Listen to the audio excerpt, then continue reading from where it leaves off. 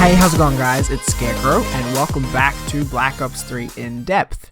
Today we're going to be talking about the KVK-99M, and god, I don't know what it is about some of these DLC weapons, but by god, the names are awful. The KVK-99M. I mean, could you add a few more random numbers and letters in there? It's crazy. I'm just going to call it the KVK for this review just because it's easier, but even that sounds like some sort of bizarre occult kind of item. So yeah, you'd think with the marketing team that Treyarch has, they could at least come up with a slightly better name with that, but whatever, we'll roll with it. So anyway, the KVK is one of the recent weapons added into Black Ops 3. It came out along with the China Lake launcher from Black Ops 1, which I probably won't be covering in this in-depth series just because it's an explosive launcher. I mean, maybe we'll see if it comes down to it, if I run out of weapons. But anyway, this weapon is an interesting weapon. It's in my opinion, and this is of course my opinion, I have no real stats to back this up or any hard evidence. The quality going into the weapons of late, the last couple weapons that have been put into Black Ops 3 has kind of slipped a little bit. And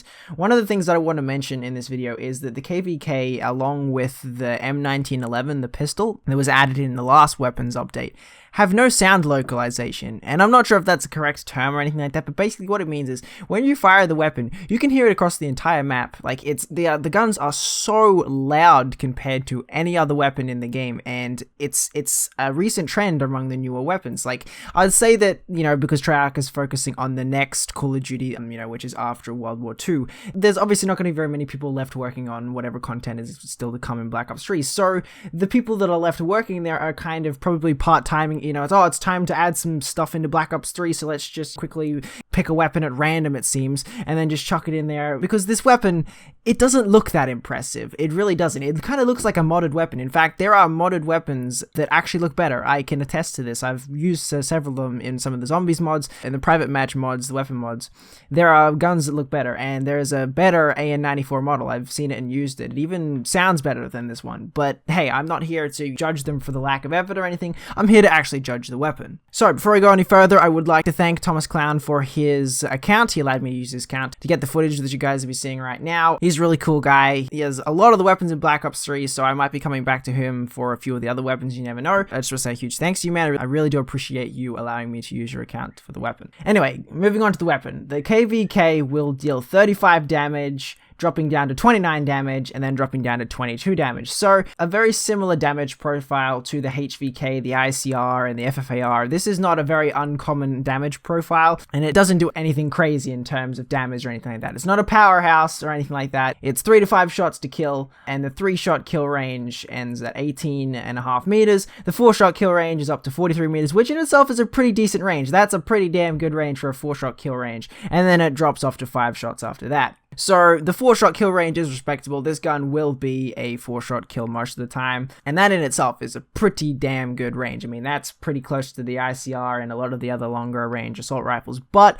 I will mention a flaw in the weapon later on in the review that kind of counteracts this longer range. The headshot multiplier for the weapon is 1.1x, so useless at pretty much all ranges, and the rate of fire on the weapon is actually pretty decent at 555 rounds per minute, which is bumped up to 594 rounds per minute with rapid fire. The one quirk of this weapon, the one thing that does make this gun slightly unique, and this is also carried over from Black Ops 2, is that the first 2 shots from the magazine are fired at 810 rounds per minute, which is significantly faster than the usual fire rate. So I mean, if you can hit your first 2 shots out of a magazine to follow up with a 3rd and a 4th, then you can kill people very, very quickly, but it only applies to the first 2 bullets of a magazine. It does not apply, like, if you stop shooting and start shooting again. It's only to the first 2 shots of your magazine. It has a magazine capacity of 30 rounds, which is bumped up to 45 rounds with extended mags, which is pretty basic for most of the assault rifles, and it has a reload time of 2.5 seconds, which is, it's moderately slow. It's not really, really fast. There are certainly a lot of assault rifles that are reload faster than this, but I never found myself too perplexed by the reload time. It is bumped up to 3.1 seconds on a completely empty dry magazine.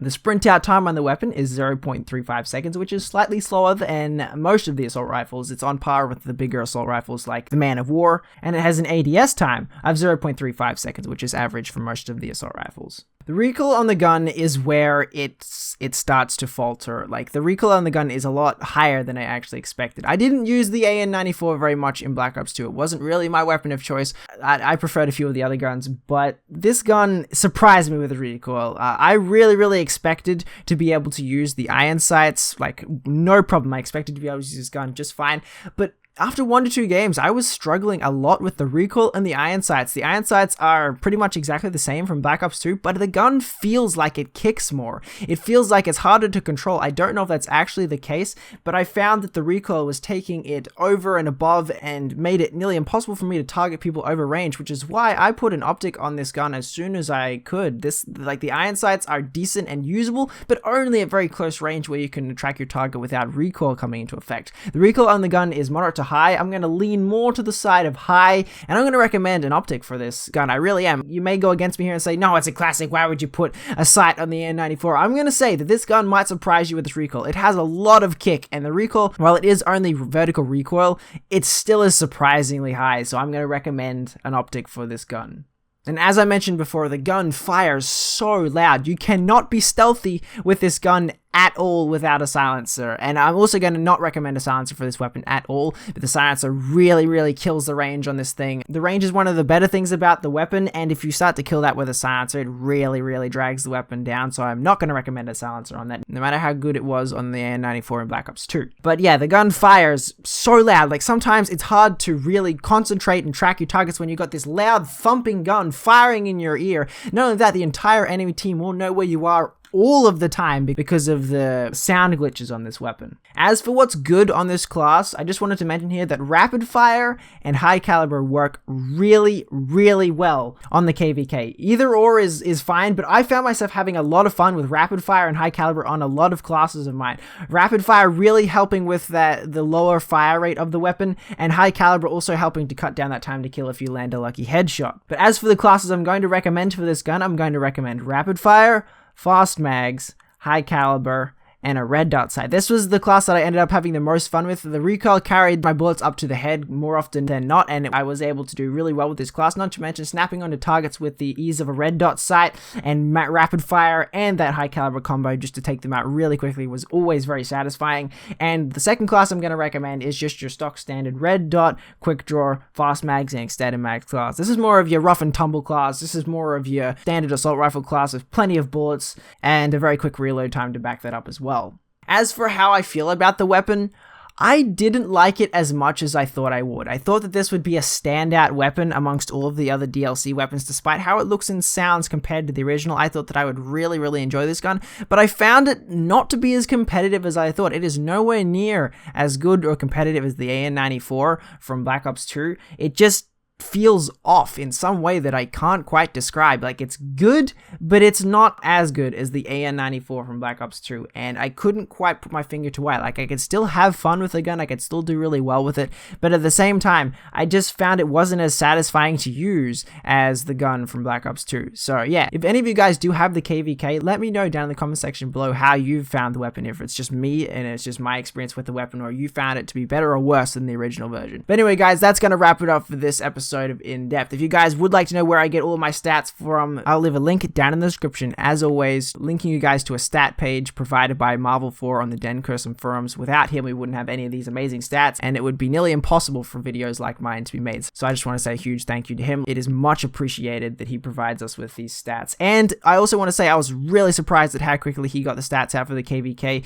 It took him less than 2 days to get the stats out for the weapon. If not that, it might have even been the first day. I expected to have to wait quite a while for these stats, considering how non-current Black Ops 3 is, but no, he jumped right on it and was able to provide the stats almost instantly. So huge kudos to you, man. If you do see this, I really do appreciate you still taking the time out of your day to provide the community with these stats. Now, let me know down in the comment section below what weapon you guys would like to see to the next in-depth. But keep in mind that I have already covered a few. If you would like to check out my channel, I have done in-depths for a few other weapons, so before you comment, make sure you check the weapons I already have done. And keep in mind that I'm only doing the recent weapons that Drifter has not covered in his in-depth series. Mainly a lot of the recent DLC ones that have come out since Black Ops 3's life cycle ended. So yeah, let me know down in the comment section below what you'd like to see, and I will indulge you for the next episode of In Depth. Anyway, guys, thank you so much for watching. If you have enjoyed, don't forget to hit that like button, subscribe for more, and I shall see you, beautiful people, in the next video.